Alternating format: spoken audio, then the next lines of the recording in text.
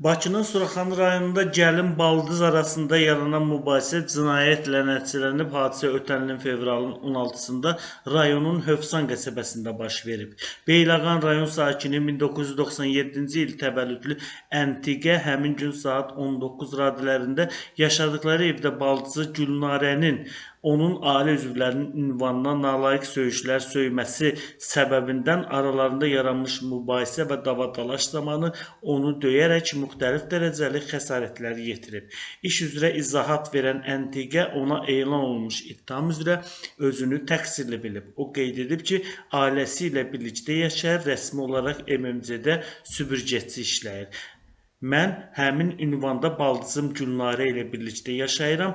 Əhmədlə 2016-cı ildə evlənmişəm və həmin evlilikdən 3 az yaşlı övladımız var.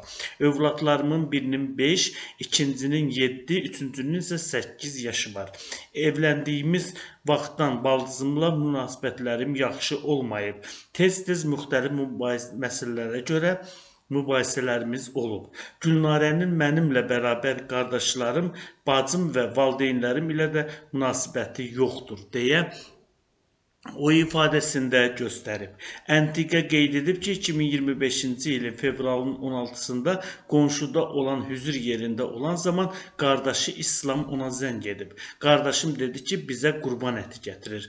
Mən də qardaşıma evdə olmadığımı, qonşuda olduğumu, həyət qapısının qarşısına gələrək məni gözləməsini dedim. Qardaşım çatanda mənə zəng etdi. Mən də qonşudan evə gəldim və gördüm ki, qardaşım evin həyət qapısının qarşısında, yəni küçədə məni gözləyir. Mən bu zaman qardaşıma dedi ki, o çatanda qızım sənin küçədə digər uşaqlarla oynadığını görüb və gedərək dərs oxuması üçün onu danlayıb, evə getməsini deyib. Qardaşımın sözlərindən sonra Süsən küsüb və ağlayaraq evə gedib. Mən qardaşım ilə görüşdüm, onu evin həyətinə dəvət etdim. Baldızım Gülnarə evdə olduğuna görə qardaşım evin içərisinə gəlməyə razı olmasa da evin həyət qapısından həyətə daxil oldu. Mən də qardaşımdan əti götürdüm və evə getmək istədim. Həmin vaxt baldızım evdən həyətə çıxdı və qardaşımın üstünə qışqıraraq onu nalayiq ifadələr işlətdi. Nə üçün onun evinə gəldiyini, niyə Süsəni ağlatdığını dedi və yenə də ona qarşı nalayiq ifadələr işlətməyə davam etdi. İslam Gülnarənin sözlərinə qarşılıq vermədən ona işi ilə məşğul olmasını dedi və getdi. Qardaşımın bu sözündən sonra Gülnarə yanımda qardaşımın və ailəsinin ünvanına nalayiq ifadələr işlətməyə davam etdi. Mən isə ərim evdə olmadığına görə aramızda mübahisə olmasın deyə Gülnarəyə bir söz demədim. Öz işlərim ilə məşğul olmağa başladım deyə təqsirləndirilən şəxs ifadəsində göstərib. Təqsirlənən şəxsin sözlərinə görə gün ərzində Gülnarə qardaşına və ailəsinə dediyi nalayiq ifadələri işlətsə də, axşam əri Vüsal gələnə qədər dözərək susub. Həmin gün axşam saat 19 radələrində ərim işdən evə gəldi. Ərim evə gəldikdən sonra da baldızım ona dedi ki, güya qardaşım ona nalayiq ifadələr işlədi. Bu sözləri deyərək qardaşıma qarşı nalayiq ifadələr işlətdi. Bu zaman mətbəxdən çıxaraq ərimə dedi ki, Gülnarə xeyli müddətdir mənim və ailəmin ünvanına nalayiq ifadələr işlədir. Ancaq mən susaraq ona bir şey deməmişəm. Ərimdən bacısının səsini kəsməsini istədim. Bu zaman Vüsal bacısına əsəbləşdi, susmasını dedi. Gülnarə Vüsalın sözlərinə məhəl qoymadı, yenə də mənim və ailəmin ünvanına nalayiq ifadələr işlətməyə davam etdi. Həmin vaxt Vüsal işdən təzə gəlmişdi.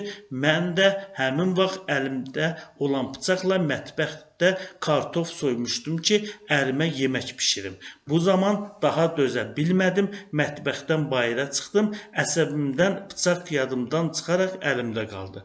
Gülnarədən həmin sözləri mənə dediyini soruşdum. O da təsdiqləyərək məni nalayiq ifadələri mənə dediyini bildirdi. Gülnarəyə dedim dedim ki, daha bəsdir. Bu sözünü deyərək əlimdə olan bıçağı kənara atdım və Gülnarənin üstünə getdim.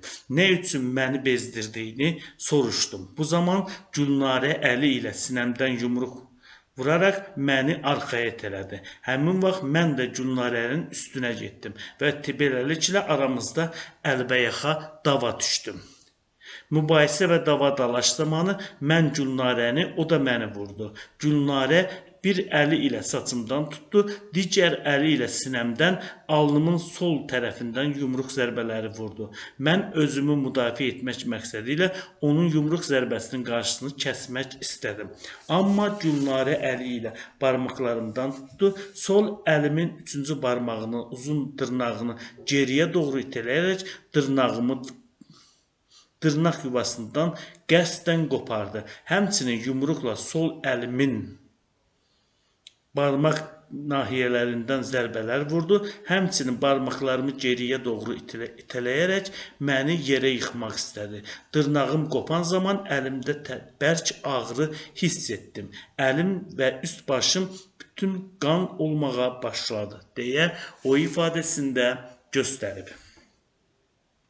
Təqsirlənən şəxs deyib ki, məlum hadisə vaxtı o da Gülnarəni vurub. Daha sonra əlim ilə Gülnarənin saçından tutaraq yerə yıxdım. Ona yumruq və şillə zərbələri vurmağa davam etdim. Gülnarə yerdə olan zaman məni əlləri ilə vurub, lakin mən də çalışmışam ki, onu vurum. Mübahisə olan yerdə məlum dırnağım qanı evə yayılıb. Aramızda mübahisə olan vaxt da Gülnarə mənim və mənim də onun ünvanına nalayıq ifadələr işlətmişəm. Həmçinin bir-birimizə öldürəcəm kimi ifadələr işlətmişik. Lakin təbii ki, mənim Gülnarəni öldürmək niyyətim olmayıb. Əgər belə bir niyyətim olsaydı, onun üzərinə bıçaqla hücum edərdim. Amma mübahisə başlayan vaxt bıçağı kənara atmışam. Mübahisə vaxtı Vüsal aramıza girərək bizi ayırdı. Onun üst başı da mənim əlimin qanına bulaşdı, deyə təqsirləndirilən şəxs ifadəsinə belə yekun vurub. Zərər çəkmiş Gülnarə ifadəsində göstərib ki, qardaşı və qardaşının ailəsi ilə birlikdə yaşayır, rəsmi olaraq mühasib işləyirəm. Qardaşım Vüsal Əntiqə ilə bir neçə il bundan əvvəl evlənib. Həmin evlilikdən onların hazırda 3 az yaşlı övladları var.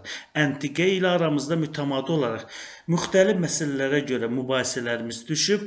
Mən mübahisələ münasibətlıq işini yaxşı bildiyimə görə hərdən yaşadığım evdə bu iş barəsində bəzi şəxslərə dərs keçirəm, yəni mühasibətlik işini öyrədirəm, deyə o ifadəsində göstərib.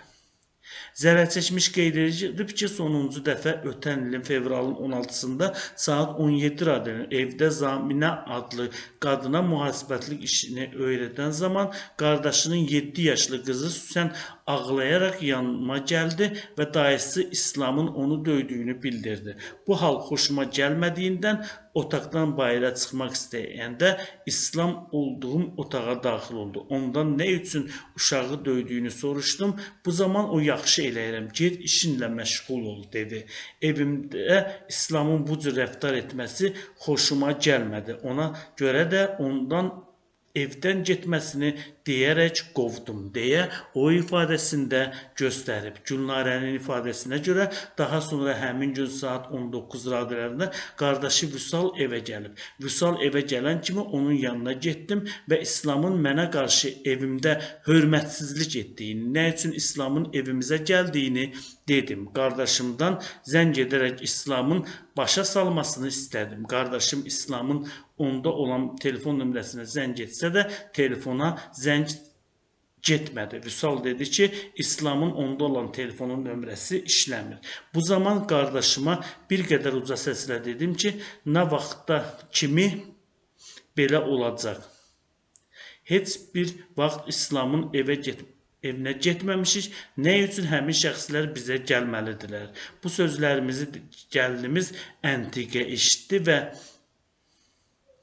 Əntiqə eşitdi və mətbəxdən iti addımlarla üstümə gəldi. O əvvəlcə yumruqla döş qəfəsimdən bir dəfə vurdu, sonra əlləri ilə saçımdan yapışaraq dartdı. Məni sürünməyə başladı. Saçımdan dartdığına görə yerə yıxıldım. Bu zaman yerdə uzanaqlı olsam da buna baxmayaraq şillə və yumruq zərbələri ilə onu vurmuşam deyə zərər çəkmiş ifadəsində göstərib.